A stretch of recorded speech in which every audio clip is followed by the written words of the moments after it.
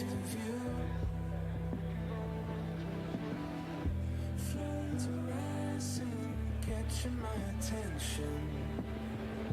Sinking or swimming, I still find I'm just along for the ride. So let it rain down, let it pour, let it pour me out to the water. Let it flow around till I can't ignore. Let it call me out for something more.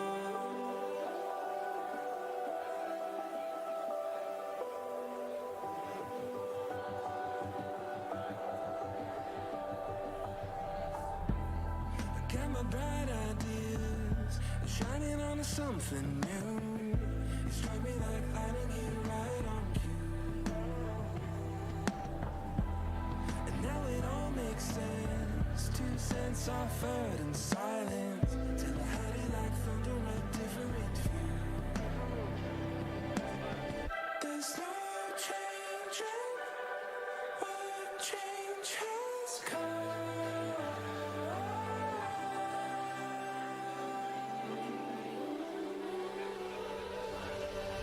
So let it rain down, let it pour, let it pour me out to the water.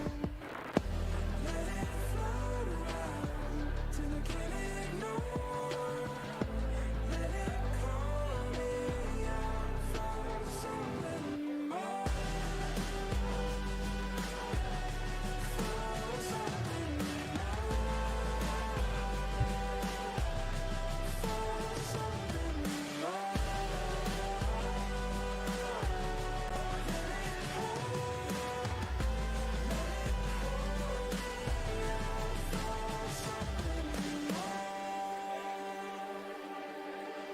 And we may come to find parts of us were left behind, but the best is yet to come.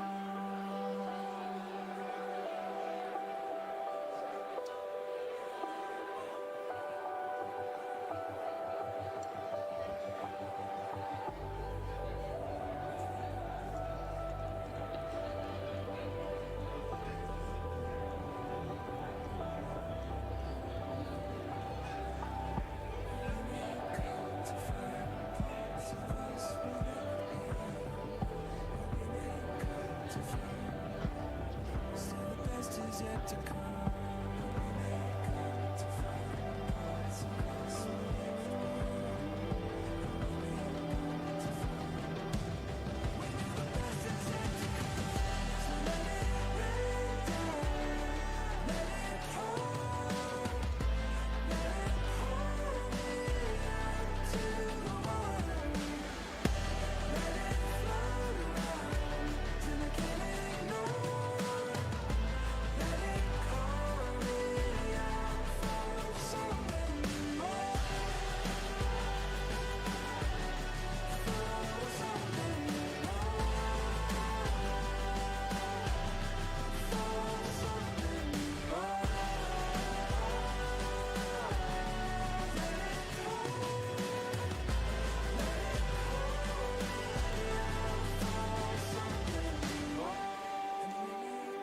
To find parts of us were left behind.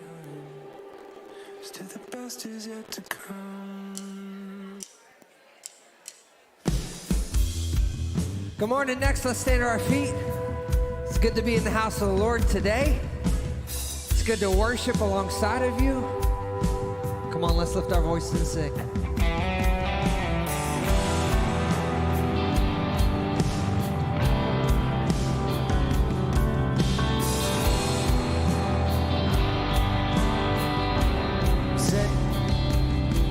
And in the valley, oh God, you're near. And in the quiet, oh God, you're near. And in the shadow,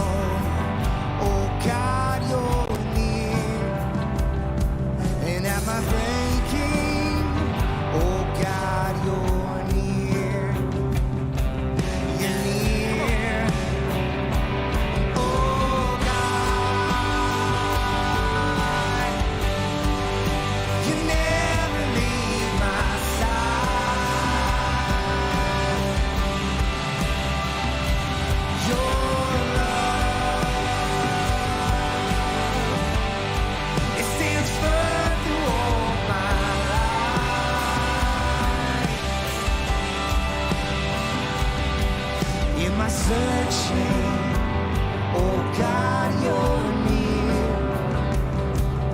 In my wandering, oh God, you're near. And when I feel alone, oh God, you're near. I'm always, oh God, you're near. You're near, oh God. You never leave my side.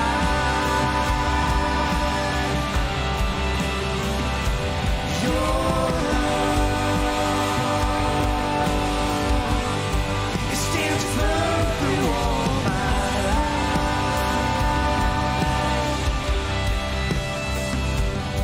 You say height, nor depth, nor anything else can pull us apart. We are joined as one by your blood, and hope will rise as we become more than conquerors through the one who loves the world. Come on, let's raise it up. And not height, nor depth, nor anything else can pull us apart. We are joined as one by your blood, and hope will rise as we become more than conquerors through the one who loves the world. Oh God, you never leave my side. And your love, it stands firm through all my life. And oh God, you never leave my side. Your love,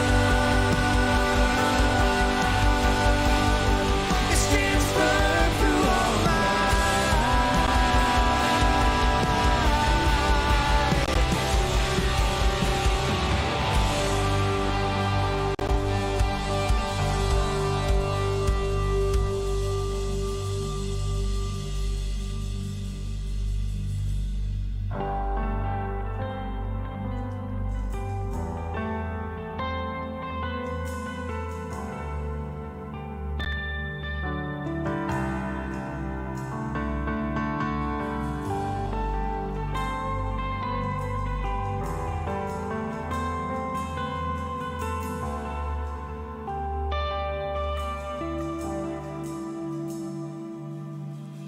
hungry, I come to you, for I know you satisfy.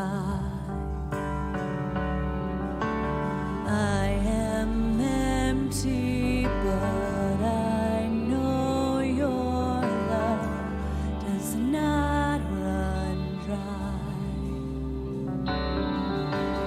Hungry, I come to you, for I know you satisfy. I am empty, but I know your love does not run dry. So I'll wait for you. So I'll wait for you. I'm falling on my knees, offering all of me. Jesus, you're all this heart is living for.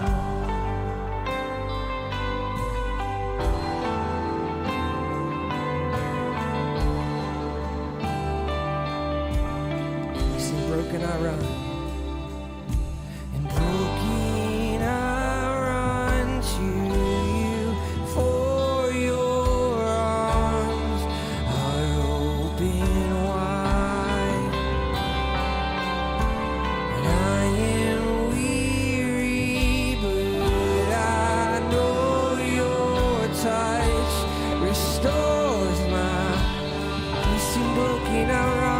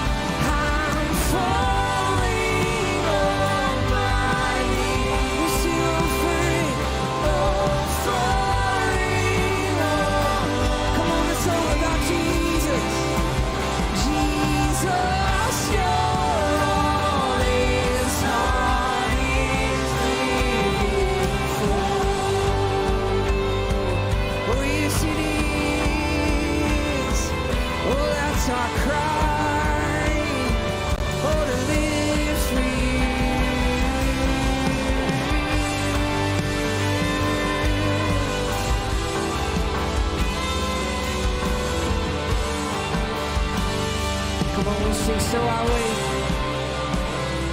So I wait for you. So I wait for you. Come on, we sing that again. So I wait for you. So I wait. Come on, we sing again. So I'll wait for you. So I'll wait for you. I want to read Psalm 40 for us. It says, I waited patiently for the Lord to help me. He turned to me and heard my cry. He lifted me out of the pit of despair, out of the mud and the mire. He set my feet on solid ground and steadied me as I walked along. He has given me a new song to sing, a hymn of praise to our God. Many will see what he has done and be amazed. They will put their trust in the Lord. I just want that to be our prayer this morning, that we put our trust in God, that we wait patiently for him, that we understand that this is like a walk with Jesus, a relationship with Jesus. It requires faith, it requires trust.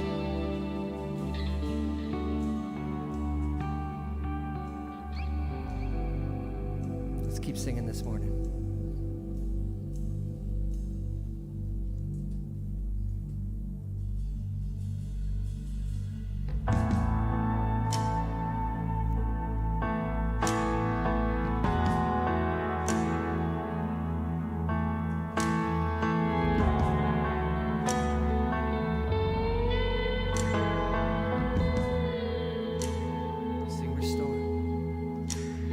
Restore in me the joy of my salvation.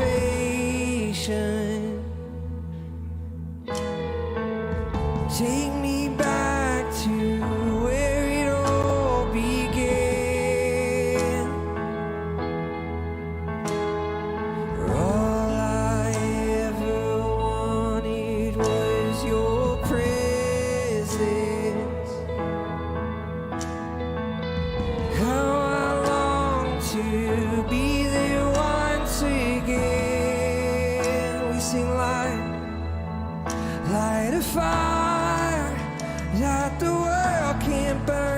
fan the flame till nothing between us remains.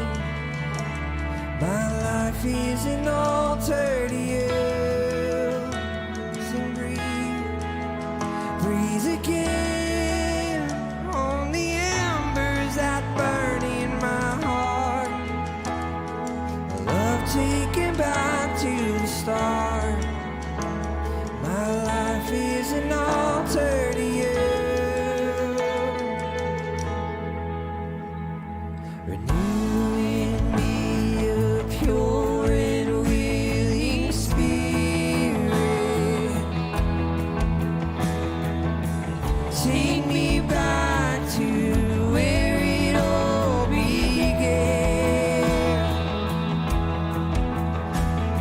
Before it all became so complicated.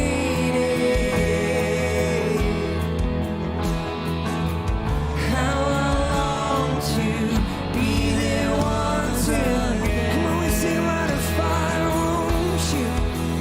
Light a fire that the world can't burn out, fan the flame till nothing between us remains. My life is an altar to you. Breathe again on the embers that burn in my heart. I love taking back to the stars. My life is an altar to you. Oh God, I'm sorry. Please forgive me for when I've gone cold. Lord, I need you. How I need you. Listen to awake my soul. Light a fire that the world can burn out, fan the flame. And nothing between us remains. See, my life is an altar to you. Only ask you to breathe again. Breathe again on the embers that burn in my heart. I love taking back to the start. My life is an altar to you. Come on, with every voice we sing, God. God, I'm sorry. Please forgive me for when Lord, I need you. Yes, we do.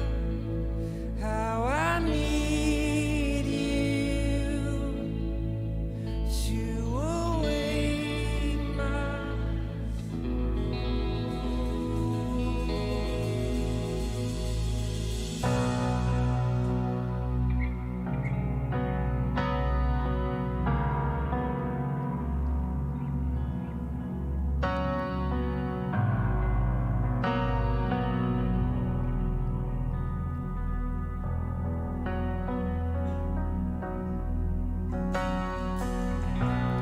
I've carried a burden for too long on my own,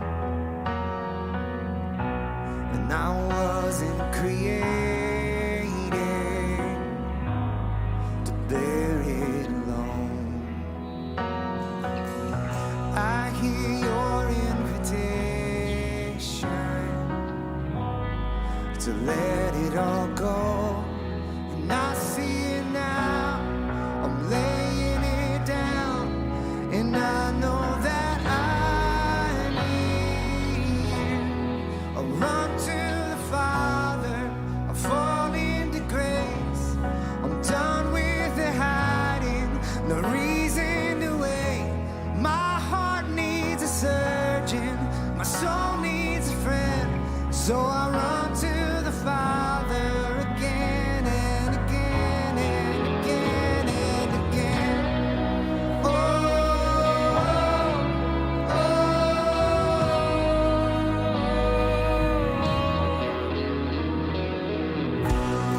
saw my condition, had a plan from the start. Your son for redemption, the price for my heart. And I don't have a context for that kind of love. I don't understand, I can't comprehend. Oh, I need you. I run to the Father, I fall into grace. I'm done with the hiding, the reason to wait. My heart needs a surgeon, my soul needs a friend. So I run to the Father again and again and again and again. Oh,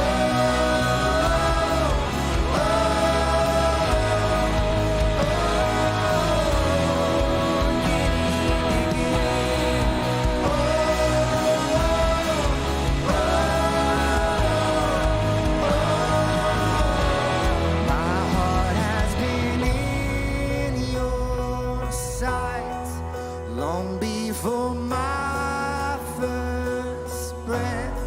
I'm running into your arms, just running to life from death.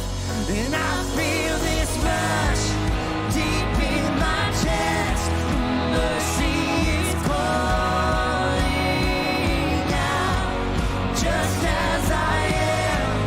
You pull me in, and I know I need you now. I run to the Father, I fall into grace. I'm done with the hiding, the reason to wait. My heart needs a surgeon, my soul needs a friend. So I run to the Father again and again. I run to the Father, I fall into grace. I'm done with the hiding, the reason to wait. And my heart found a surgeon, my soul found a friend. So I run to the Father again and again and again and again.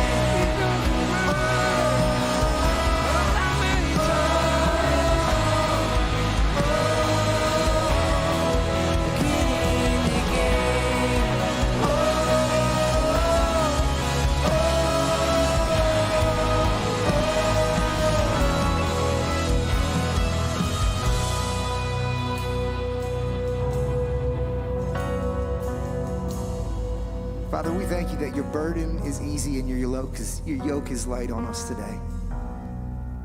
No matter who we are, no matter what we've done, God, you've seen us past, present, and future, and you choose to love us. Your word says that we're to cast our cares upon you because of that great love. So I pray that that love will be felt and known across this room today in every season of everyone's life. In Jesus' name, amen. Amen.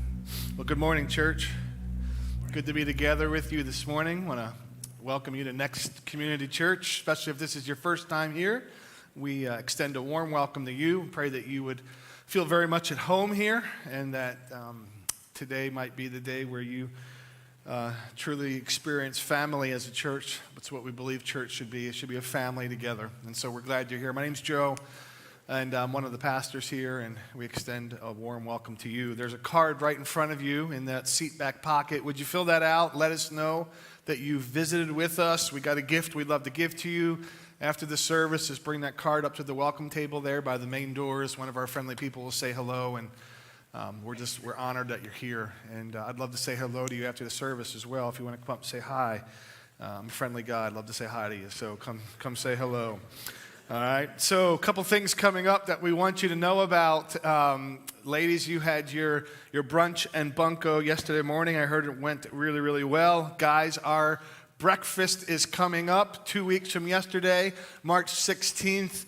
Again, guys, we need you to sign up for that. Don't try to sign up the day before. We have to buy food and prepare now. So just sign up now. Just do it. Just sign up now and come on out, and it's going to be a great time. It's just 2 hours. Connect with some other guys. Again, we don't want church to be a place you attend.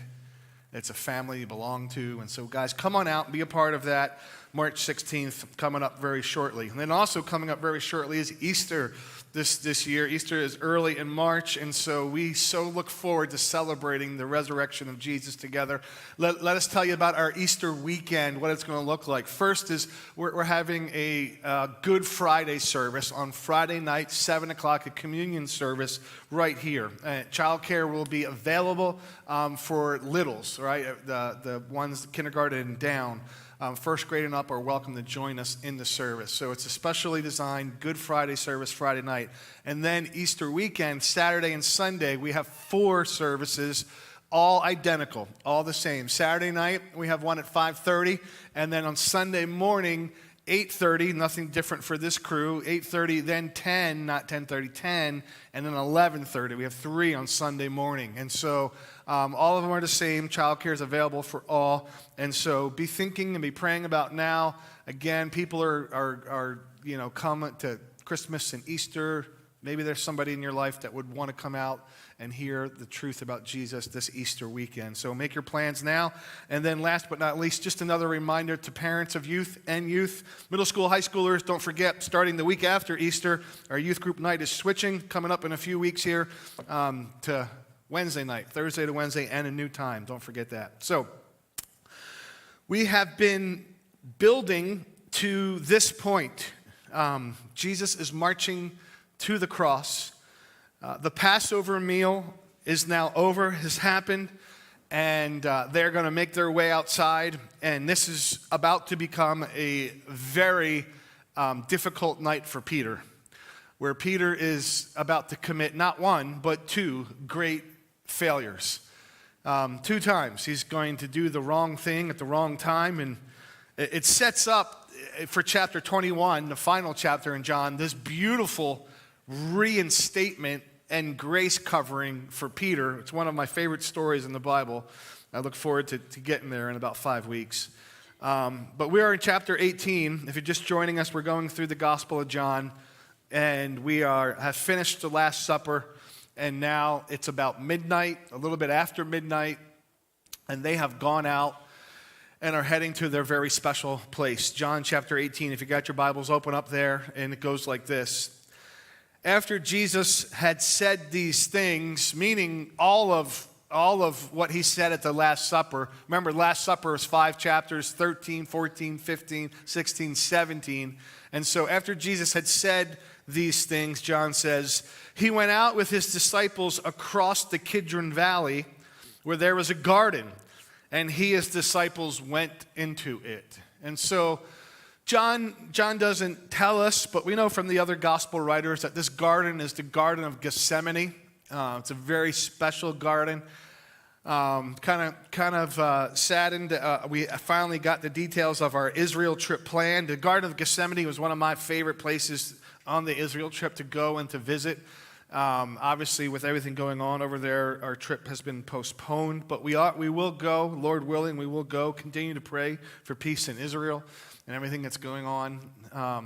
And so since we can't go to Israel, I thought this morning I'd bring a little bit of Israel to you. All right, so it's going to be picture time with Uncle Joe here, and I want to share some of this with you so that you can. I want you to be there. I want you to feel this month of Jesus going to the cross and his commitment, his resolve, his love for you, which drove him there. And when you've been there, these places like this garden, the Garden of Gethsemane, Kidron Valley, you know where it's at. You can picture it. And so if you haven't been there, you can't. So let me help kind of bring it to you, okay? So here's the first thing that I want you to see is this is from up on the Mount of Olives, okay? So if you can picture Jerusalem over here, walls here, you come out of the walls and you come down through the Kidron Valley, and then you start to come up, and there's this mountain range here called the Mount of Olives. And at the base of the Mount of Olives is the Garden of Gethsemane, which the Garden of Gethsemane is full of olive trees. which is where the Mount of Olives gets its name from. And so this is us up on top of the Mount of Olives, not all the way quite up. You'll see a couple other pictures, looking out over Jerusalem, the Dome of the Rock. Jerusalem is an amazing city, right? 3 religions, it's their home, or a religious city. For us, obviously, as Christian, the Jews, and for Muslims, that's the Dome of the Rock. The very recognizable dome, which is where the temple was, the Old Testament temple. That's where the temple when Jesus went into when he flipped the tables over. It's that spot. That's where they're going to rebuild the temple someday when Jesus is ready to return. And so much history. You can go to the next one. We just have a couple pictures here so that you can appreciate. You can kind of see the valley, the Kidron Valley. That's what Jesus crossed over. I think we got one more of these that is kind of a wider shot. Yeah, so it's a very it's a huge valley, this Kidron Valley. And it's interesting, Kidron means, in Hebrew, Kidron means dark or murky. And so the Kidron Valley, there's a little river there, a little creek that runs through it. And it would often be dark and murky. And the reason that the Kidron Valley was called Kidron, dark or murky, is because the temple that would have been there had a drain built from the altar where the sacrifices were made that ran out through the walls and out into the Kidron Valley. And so animal sacrifices, as the lambs were laid on the altar, the blood would literally flow out and flow into the Kidron River. Kidron means dark or murky. And so some theologians even see great significance here. It's Passover, right? Don't miss this. Jerusalem is abuzz right now because you have Jews coming from all other nations coming back to Jerusalem for Passover. Jesus just had the Passover meal with his disciples. He's the Passover lamb, and literally he is crossing over the murky waters himself, about to be the sacrificial lamb. The next day in Israel, in Jerusalem, there would be 200,000 lambs sacrificed to atone for the sins, celebrating Passover when God passed over in the Old Testament the nation of Israel and Egypt. And so here's Jesus passing over the Kidron Valley, which is going to be covered the next day, blood red from 200,000 lambs sacrificed, and he's crossing over to the Mount of Olives, to the Garden of Gethsemane. Let me show you a little bit about the Garden of Gethsemane. It's got these massive olive trees in it. Go ahead to the next one. They're scattered all throughout. Gethsemane, this is what Gethsemane means. Gethsemane means oil press. And so oil was a major commodity in the ancient world, right? This oil, this olive oil, they used for everything. They cooked with it, they cleaned with it, they cared for their skin, health care, doctors used it, they used it to fuel in their lamps. I mean, they used olive oil for everything. And so olive trees all over the place, and this Mount of Olives. And at the base of the Mount of Olives is this Garden of Gethsemane. You can go to the next one. There were these massive trees. I mean, look how thick that tree is. So, and scholars debate as to whether or not these are the original trees that were there 2,000 years ago when Jesus was there. Many say yes, it was. Interestingly, John here is going to leave out Jesus praying. The other gospel writers record that.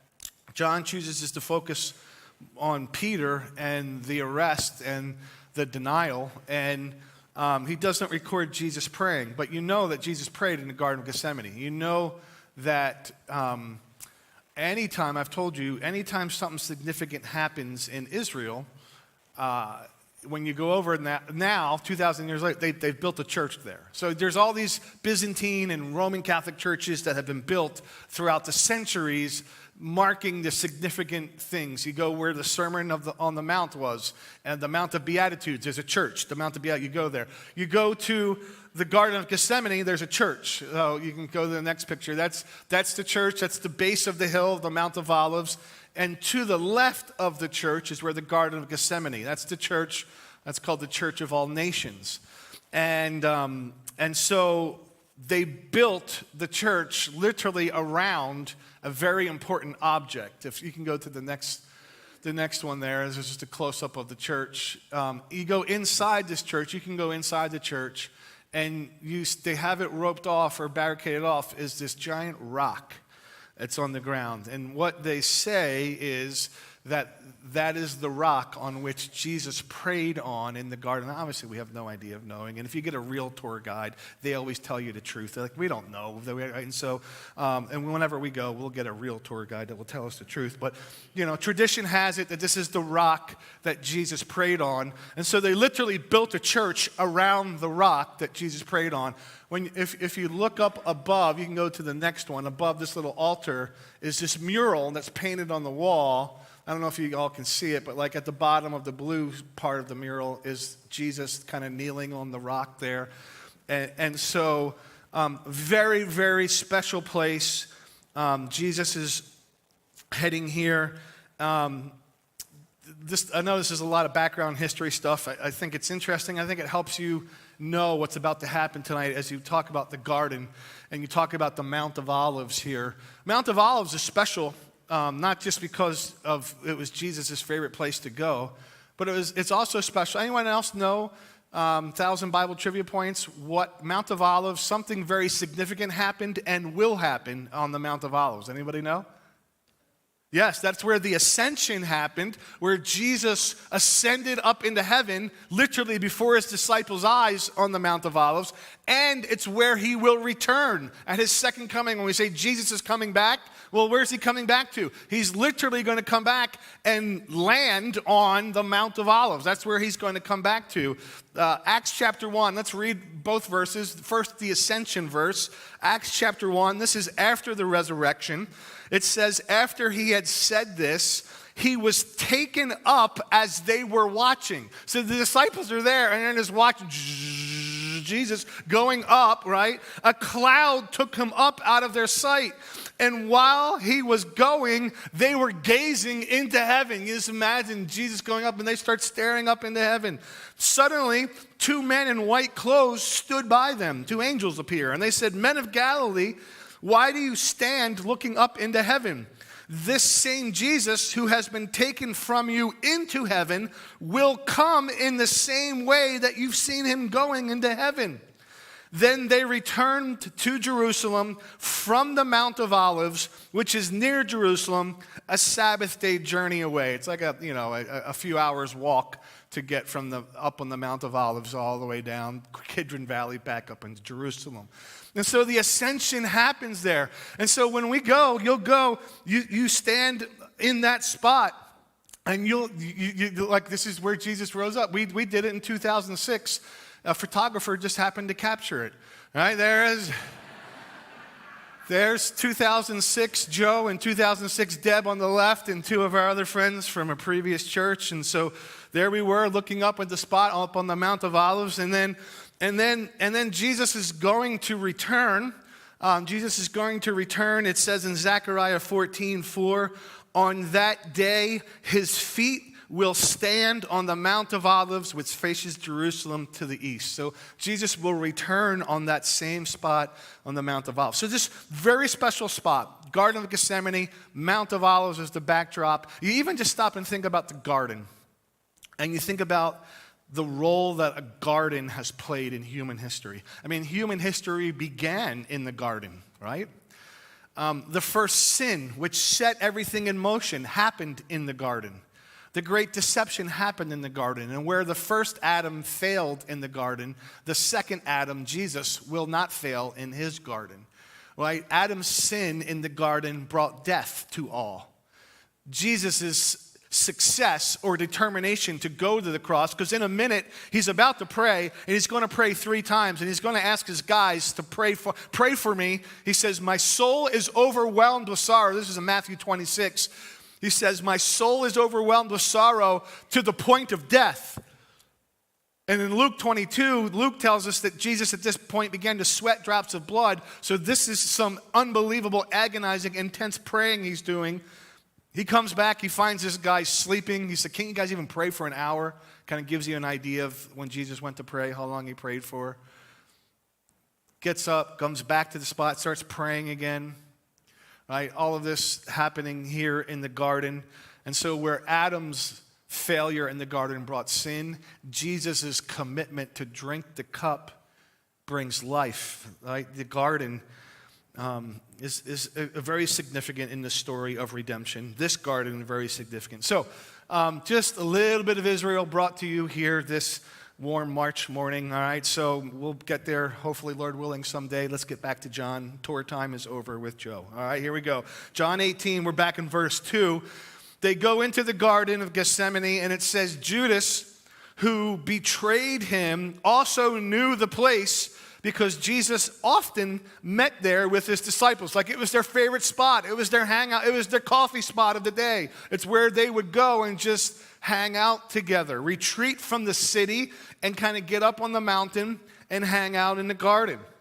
All right? Remember, Judas he left early. Last Supper, 13, 14, 15, 16, 17. 13 is when Judas left. Jesus washed his feet, took some bread, dipped it in the oil, said, the one I give the bread to is going to betray me, hands it to Judas. Remember? John 13, verse 30, it says this, after receiving the piece of bread, he immediately left. And it was night, John tells us. So Judas goes out into the night to betray Jesus. This is now hours later. Judas has set it up. And now hours later, they're in the garden. And Judas knows exactly where to go. And here's one thing that I want you to see as we go through this passage. I want you to see who is in control. Because as the passage goes on, it seems like this is a bad night. It seems like the guards are in control. It seems like Jesus is losing control. As a matter of fact, this is what Peter thinks, that he's going to have to help Jesus out by his actions. We're going to see that. But I want you to notice who is in control this whole scenario. Jesus goes to the garden not to hide, but he goes to the garden to be found because he knows that Judas knows that's their spot. He goes to the most common, regular spot that they went to, the garden. And so can you go back to the previous verse for me, the previous slide? Judas, who betrayed him, also knew the place. Why? Because Jesus often met there with his disciples. So listen, Jesus wasn't hiding in the garden. Jesus went to the garden to be found because he is in control of this whole situation. All right, verse 3. Verse 3 tells us Judas took a company of soldiers and some officials from the chief priests, the Pharisees. They came there with lanterns and torches and weapons. All right, so this is a cohort of combination of Roman guards. You got some Roman guards with the Jewish police, the Jewish temple police, the officials. The Jews had their own version of the cops, and so you got the Roman soldiers coming with the Jewish soldiers, kind of coming together, and they come armed and they come ready to go, thinking they are coming after this rebel that they've been convinced is leading a revolution against leadership. Verse 4 says, Jesus, watch this, knowing everything that was about to happen to him, went out and said to them, who is it that you're seeking? I love this. Jesus goes out to them. He doesn't wait for them to come back into the garden and find them over in the corner. Jesus goes out to meet them. Jesus initiates the conversation. He's the first to speak. Jesus starts asking them questions. I just want you to notice this. Watch as it develops. Who's in control? So Jesus says, who is it that you're seeking? Verse 5, Jesus of Nazareth, they answered. I am he. Jesus told them. And Judas, who betrayed him, was also standing with them. I am he. I am he. I am. Sound familiar? Should. Jesus said it 7 times throughout the Gospel of John. Remember we said he did 7 signs with 7 I am statements. I am the resurrection and the life. I am the bread. I am the way, the truth, and the life. I am the good shepherd. I am the gate. Right? 7 times he said I am. When he said those I am statements, it was hearkening back to the Old Testament. Remember we said when God showed up to Moses in the burning bush and tells him, go talk to Pharaoh. And Moses is like, I don't want to go talk to Pharaoh. And God's like, you're going to go. And Moses is like, well, who should I tell him is sending to me? And God said, tell him the I am has sent you. The name of God, Yahweh, I am, has sent you. And so all throughout John's gospel, Jesus is using God's name when he says, I am this, I am this, I am this. And now one last time when they come and they say, who are you looking for? And they say, Jesus, and he says, I am he. And I'm telling you this has significance because look what happens next. Verse 6, when Jesus told them, I am he, they stepped back and fell to the ground. Now listen, do not think that this is some kind of reverent bow, right? That the soldiers who were coming to arrest, they didn't care. First off, the Jewish soldiers thought he was a blasphemer and taking credit for being God. They weren't going to believe him. And the Roman soldiers, believing their pagan Roman gods, they weren't going to bow down to this human man. And so they were not bowing down in reverence. They were knocked down by just the name of God being pronounced. That's what's happening here. They got knocked on their rears down. Soldiers, professionally trained soldiers. And it was at this point, I don't know about you, but if I was the soldier and I came to get this guy and I'm in this garden and all of a sudden he just says, I am he, and something knocks me down, I'm getting up and going the other way. I'm like, all right, you win, I'm out. Verse 7, he asked them again, who is it that you're seeking? Jesus of Nazareth, they said. I told you, I am he, Jesus replied. So if you're looking for me, let these men go. Jesus kind of pulls the original Obi-Wan Kenobi on them. These are not the droids you're looking for. If you're looking for me, let these men go. Why? This was to fulfill the words that he had said just earlier in the prayer when he said, I have not lost one of those that you've given to me. So notice this. Listen, even in the middle of about to be arrested and about to go through a trial, and he knows the death that's coming, he is looking out for his own. He is protecting his own. He is loving his own. And so nothing here is catching Jesus off guard, right? Jesus is not surprised by any of this. He goes out to them. He initiates the conversation. He's asking them questions. He's knocking them down with power so that they know who really is in control here. Not all you guards with swords is this little meek and lowly rabbi who knocks you down with words. He is in control of the whole situation. Remember in John chapter 10, Jesus said this, I lay down my own life. No one takes it from me. And I lift it up again on my own accord. Jesus is in complete control. Only Peter didn't quite see it that way. Peter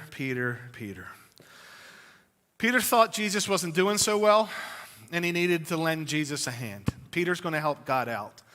And before we bust too much here on Peter and give him a hard time, I want to encourage you as you go through this. I'll help you. To see a little bit of Peter in yourself. Because I believe there's a bit of Peter in all of us this morning. And we'll see as we go just how much Peter is in us. Verse 10, it says this, then Simon Peter, who had a sword, drew it, struck the high priest's servant, and cut off his right ear. The servant's name, John tells us, was Malchus. And at that, Jesus said to Peter, put your sword away. Am I not to drink the cup the Father has given me? Right? I mean, so Peter is going to act. He's a man of action. He's not a man of thinking. He's a man of action. Peter's, goal is act first, think later. And it gets him into trouble, and it's going to get him into trouble here. And he's completely missing what God is doing here. I mean, Jesus just knocked them down with some words. Peter, I think he's doing okay. I don't think he needs your help. You ever feel like you need to help God out a little bit with what he's doing because he's not doing it good enough, or he's not doing it the way that you want him to do it. Like, God, I'm going to help you out with this. I'm going to take the wheel back here. I'm going to take control. God, it seems like you're not. You ever miss what God is doing? Do you think Peter is missing what's going on here? 100%. Even though Jesus just spent hours around the supper table saying, I'm going to be ready to go, I'm leaving, where I'm going, you're not going to come, you're going to see me, then you're not going to see me. Man, the whole thing, like, he just got done telling him he's going. Just a couple hours ago, Peter completely missed it. Here come the guys to take Jesus because Jesus said he's not going to be, and Peter's like, no. He completely missed what God is doing. And it made me wonder and made me think to myself and now to you, how often do we miss what God is doing? I think we got to help God out a little bit. I began to write down reasons why I miss what God is doing. There's a lot. Let me share some with you, see if it resonates with you perhaps this morning. I miss what God is doing because I haven't taken time to sit down and just be with God and to listen to God, to even know what he's doing. I miss what God is doing because I have just been following my own natural thoughts and do what just makes sense, not God's thoughts. I miss what God is doing because my emotions often run strong, and I can be led more by emotions more than by not even just thinking, but more about what God is thinking. So emotions have the danger of taking you 2 steps away from the right thing, right? It's emotion-led rather than being thought-led, not even just thought-led, what makes sense, but it's what is God's thoughts, right? So you're 2 steps away. Because even what I'm thinking, what makes sense sometimes, is not what God is thinking. Because it says in Isaiah 55, God's ways are not our ways, and his thoughts are not our thoughts. So, emotions is a big reason why we miss what God is doing, and Peter was full of them. Another reason I miss what God is doing is, frankly, just because I'm selfish. And I want what I want, and I want it when I want it. And I hate waiting. A lot of times I miss what God is doing because I'm just so busy and so hurried and just going. And I don't slow down enough to even know what it is that God wants. There's lots and lots of reasons that we can miss what God is doing. And Peter is example A here of missing what God is doing. And he thought he was doing a good thing, right? I mean, I'm sure in that moment, if you ask Peter, he's like, no, this can't happen. He's protecting his master. He's stopping the evil from, he's doing what he thought was good. But it was the exact thing that Jesus came to do, was to go to the cross. Right? Which is why he tells Peter, don't you know, I've got to drink this cup. I've got to drink the cup the Father's given me, Peter. Right? We talked about this before, the cup. The cup is an Old Testament reference, meaning always either suffering or judgment or both. And it was a metaphor that, if you're going through a season, you're drinking the cup of suffering. Or if there's judgment placed on you, you're drinking the cup of judgment. And Jesus is about to drink the cup down to the very last drop of the Father's judgment. But Jesus was innocent. That's right, he was innocent. And so the judgment that Jesus was about to drink was the judgment that you deserve, and the judgment that I deserve, and the judgment that every single human being that ever has lived and ever will live, the judgment of God on them for all of their sins, all of their rebellion, all of our defiance of God is stored up in this cup of wrath that God is about to pour out his Son on the cross. And Jesus says, I got to drink this. That's why I came, Peter. You can't stop this. You're missing the bigger picture. Makes me think about a principle that I think is important in today's culture. Because what Peter shows us is that, do you think Peter was sincere in what he was doing? I think he was incredibly sincere. He meant it with all sincerity. And here is, I think, a principle that I would encourage us to kind of meditate on in this, is that you can be sincere and still be sincerely wrong. Right? We hear that in our culture. Just live your truth and just be your truth. And it's like, listen, you can be sincere about something, sincere in your thoughts, sincere in your actions, but this is clear evidence that you can be sincere and be sincerely wrong. Right? So before we beat up on Peter too much, right, let's find ourselves in this story. You ever been sincere and been sincerely wrong? You ever spoke first and thought second? Right? You ever reacted rather than responded? You ever not practiced the pause? Take a break. You ever not respond? Like, let me take a day to respond to this email, to this voicemail. Let me just, right?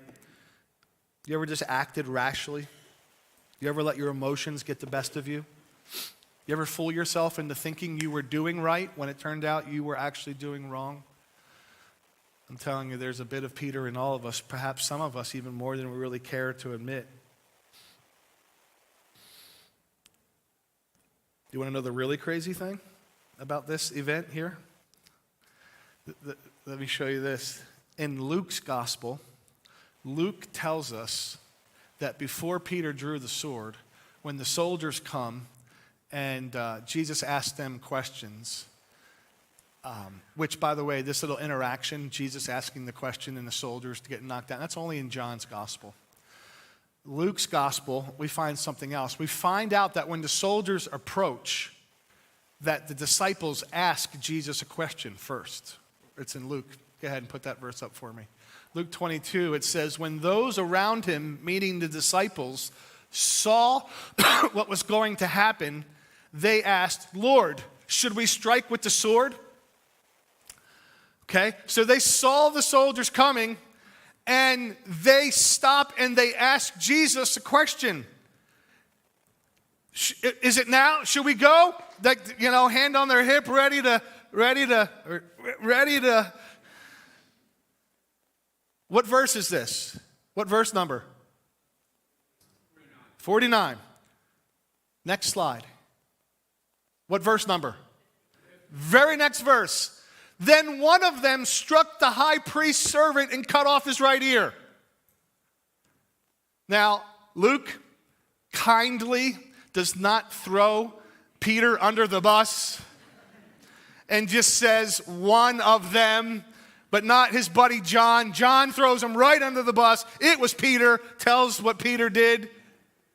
But when you stop and you think about even how much crazier this story is that they put a question out to Jesus and didn't even wait for his response. Peter's just like, no, it's go time. Let's go. Let's do this. Didn't even give Jesus a chance to answer. You ever done that with God? God, I need you to, God, I'm praying that you would, God, please help me with, I'll just do it myself. You ever done that, God? I can't wait. Not waiting. Peter didn't even wait. He just jumped. And it was the wrong thing at the wrong time, and it's just crazy to me. And this isn't even the worst thing he does this night. Right? But the Lord, as I was reading this passage and studying it and praying through it, and I told you before, every Monday morning, so tomorrow morning I'll get up and just sit with the next week's passage and just read it. Lord, speak to me. Not give me a message. Just speak to me. And what does your word say? And what are you saying to me, your son? Not your son, the pastor, who needs a message. Just your son. Speak to me. And usually out of that conversation between me and God comes parts of the sermon or most of the sermon. And so as I've told you before, when God gets me with something, I feel the need to turn around and get you with it. And so let me get you this morning with it because he got me on Monday. And here's the question that I felt God prompt me to ask myself that I want to ask you to ask yourself, and that is this. How many foolish actions have we committed because we have just not waited on the Lord? Because we have not waited. You know, I knew what the message was going to be. You didn't when we were singing the worship songs. And I wish I could tell you that Andrew and I are this in sync and we know exactly where we're going and what we're doing. But that's not. But when we sang that song, Hungry, and he paused there for a minute, and we didn't talk about this. He didn't know. And the pause was, and so I wait for you, and so I wait. And he said, let's sing that again. Do you remember that part when we sang this morning, so I wait? And I wonder how many of us lied there to Jesus during our worship time. Because I don't know about you, I don't like waiting. I don't like waiting on God. Sometimes we feel like God's watch is just slow, it's broken. Peter certainly did. It's crazy. Lord, is it go time? Should we draw? Doesn't even give Jesus a chance to, let's just do this. I think there's a little bit of Peter in all of us this morning. One last other little side note here, and we'll get back to Peter's greatest mistake that he made that night. John tells us some details about this event. Says that cut off his ear, says it was his right ear, tells us that this was the high priest's servant. Even in parentheses gives us the name. This guy's name is Malchus. It's like, John, why are you giving us all these details about this guy? Why do you think Peter went after this dude? If you stop and you really think about it a little bit. And when you do a little digging, you found out a little bit about Malchus, who Malchus was. So the high priest was, for the Jewish people, for lack of a better word, the president of the day, right? It was the spiritual leader for the Jews. And we're going to get into who Ananias is and Malchus and Caiaphas and all these people next week in the sham of a trial that they put Jesus through at 3 o'clock in the morning. We're going to cover that next week. But Malchus was basically the high priest's right-hand man. Think of the best analogy today would be kind of like the spokesperson that does the press conferences for the president, right? You have to stand up there and you have to speak on behalf. Here's what the president did. Here's why the president did this. Answer all the questions. That was Malchus's kind of role, right? Which, by the way, who would want that job ever? Right? For any president, it would be a really difficult job. But that was Malchus's job. And so he would have been the one, remember when all this opposition began to grow against Jesus? And they began to go after him. They tried to remember there's times where they tried to grab him, and it says, and Jesus just slipped by, right? That would have been the high priest that decreed, it's time to go get Jesus. And it would have been Malchus that stood behind the podium and made the decree. The high priest says, we're going after Jesus now. The high priest says it's time. And so Malchus was the spokesperson of the ones who were against Jesus. And so my suspicion is it was not just some random person that Peter swung on. I mean, make no mistake about it. He wasn't trying to give him a shave. The reason he took off his ear is because he was going for the head. This was attempted murder by Peter, the fisherman. Was trying to kill this guy by taking him off at the head. And missed, hit his ear, and then John tells us Jesus healed his ear. And it's interesting that this is the last miracle Jesus would do on his time here on earth before the cross. This is his last miracle before the cross. I mean, the miracle of the resurrection, and then he does some really cool things after the resurrection. But this is his last miracle is the guy that's coming to take him to the cross is to heal his ear, to love and to serve. What a model and example Jesus even left for us as what it means to love your enemies, right? So back to John. Here we go. Here we go. Verse 11. At that, Jesus said to Peter, we already read this, put your sword away.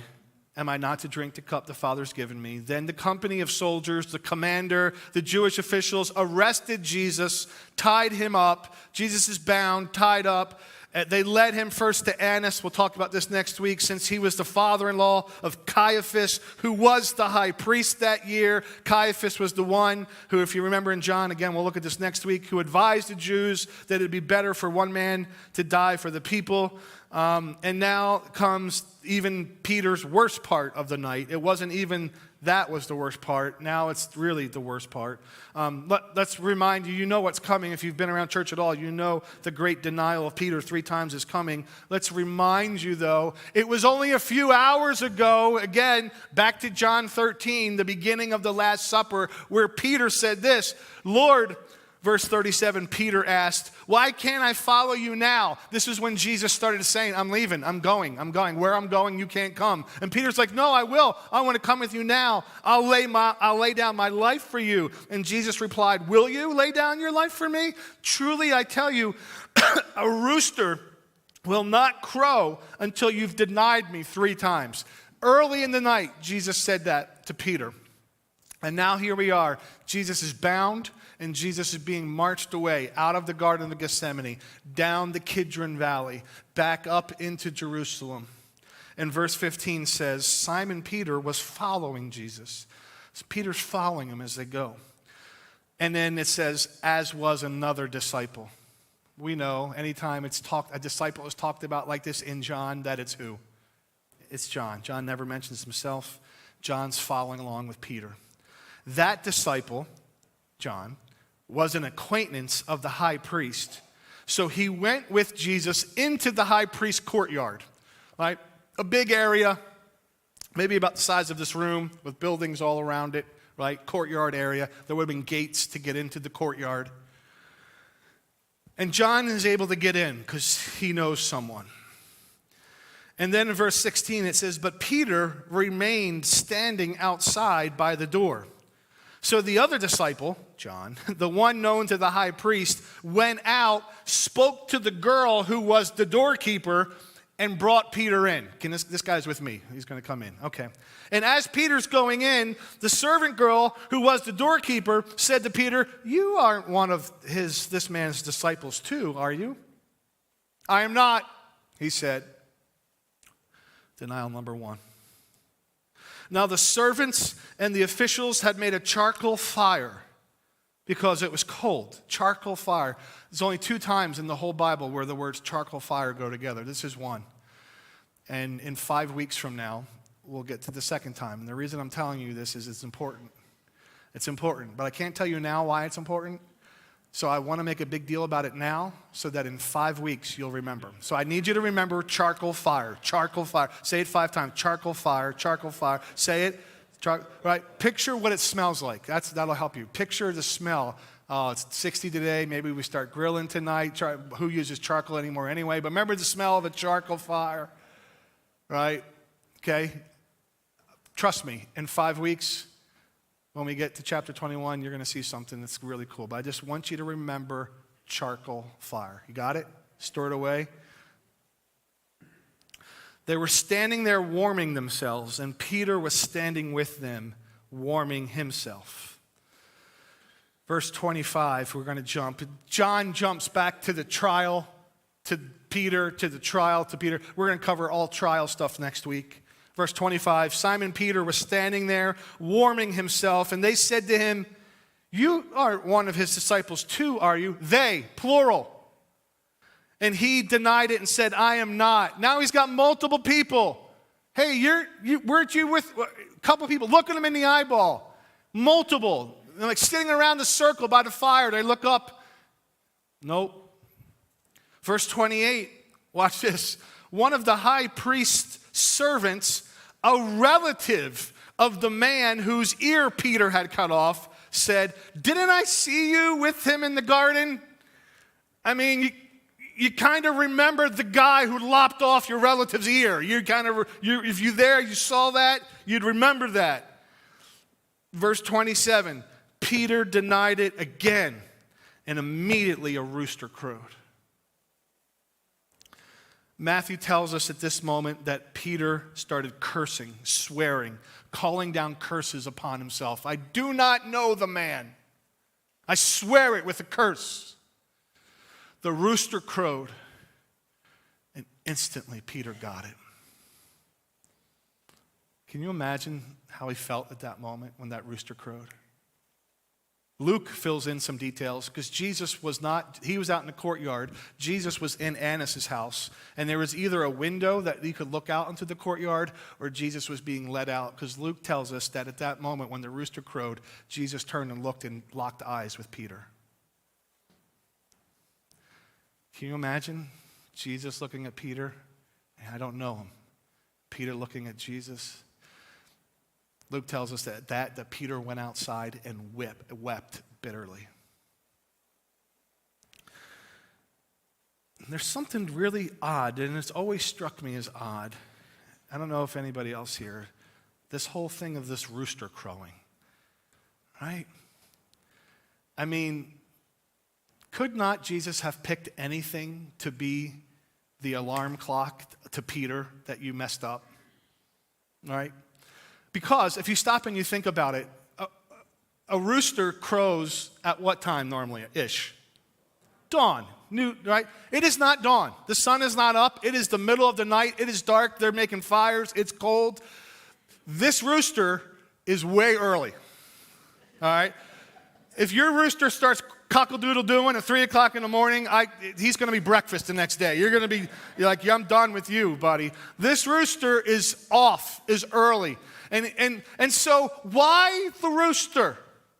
I mean, could Jesus not have said, I tell you that the lightning will not flash in the sky before you deny me 3 times? He could have said that. He could have said, I tell you that clouds will not part in the sky. I tell you that it will rain by time. Like, he could have made anything be the symbol of the denial of Peter to get his attention. But he chose the rooster, and a rooster that is even off timing-wise.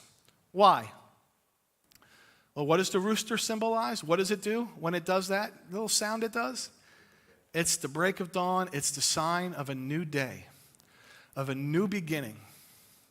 Almost in the sense of that with God, his mercies are new every morning. With Jesus going to the cross, Peter, this is a new day. This is going to change everything. Your sin is about to be covered for on the cross, and you will have a new day. You will not stay in this position. And to me, this is why chapter 21 is such a beautiful chapter, where it reminds Peter exactly what he did. This rooster is a symbol of a new day, a new dawn, a new beginning, and that comes through Jesus. And so we're done. We're done here. I prayed and asked the Lord, what do we do with this? How do I wrap this up? How do I put a bow on this message? And what is the takeaway? And all week, he didn't give me one. I got nothing. I got no takeaway, which usually means he's got something just specifically for you. I'm not going to give it to you. He's going to give it to you. He's going to speak to you, and that's how I want us to end. Joe's going to shut up, and now we're going to let Pastor God pastor you. And I want you just to ask him some questions. Prayer team's going to come, and I'm going to give you some questions that I want you to ask God about, okay? About with this. Great failure in the garden that night. Betrayal by Judas. Failure on behalf of Peter. Disciples fell asleep while they were praying. Failure. And it's all covered over by the grace of God. All right? So, let me invite you to close your eyes and bow your heads.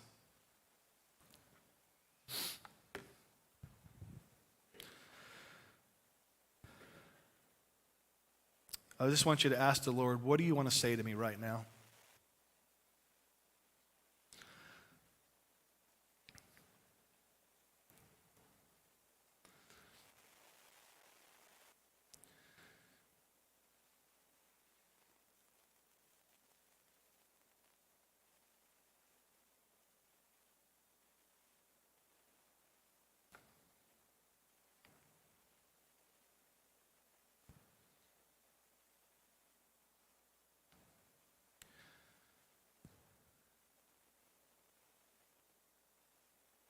Perhaps some of you feel like a Peter. You feel like a spiritual failure. The enemy constantly reminds you of your shortcomings, of your issues, of your stuff that you just continue to wrestle with, and you feel like a spiritual failure.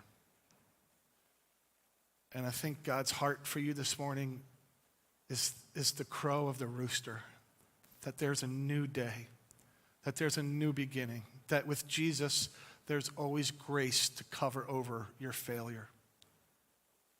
Just confess that. Confess your failure again. For the 1000th time, confess it.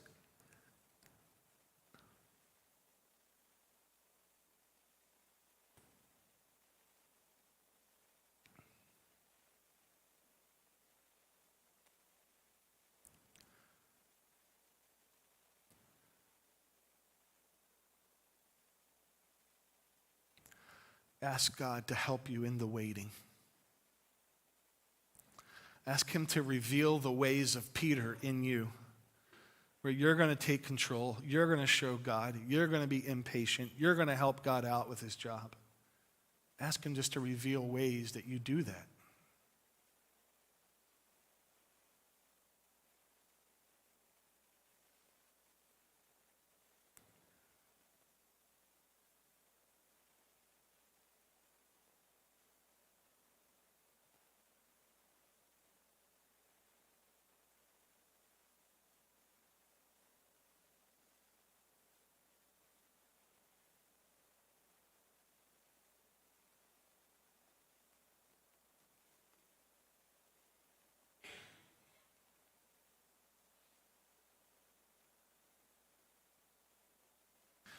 And lastly, if you're here and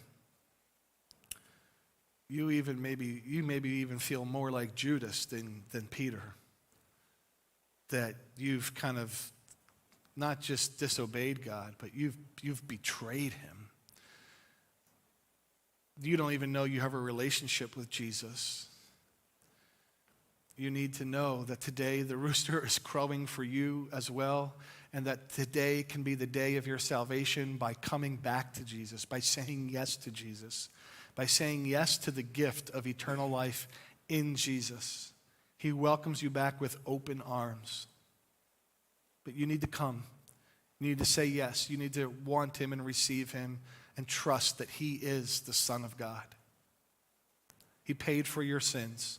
He drank the cup of the Father's wrath for every sin you've committed and will commit.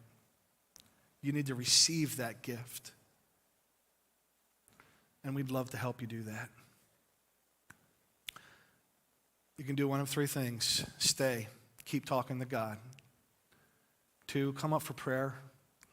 Don't be ashamed. Don't let your pride keep you from being prayed for. You need help with something, physically, mentally, emotionally, spiritually, we'd love to pray with you. Come, ask for prayer. For the rest of you, I just want to thank you for being here with us. I pray that God will bless you and enjoy the rest of your weekend. You could leave quietly. Thank you.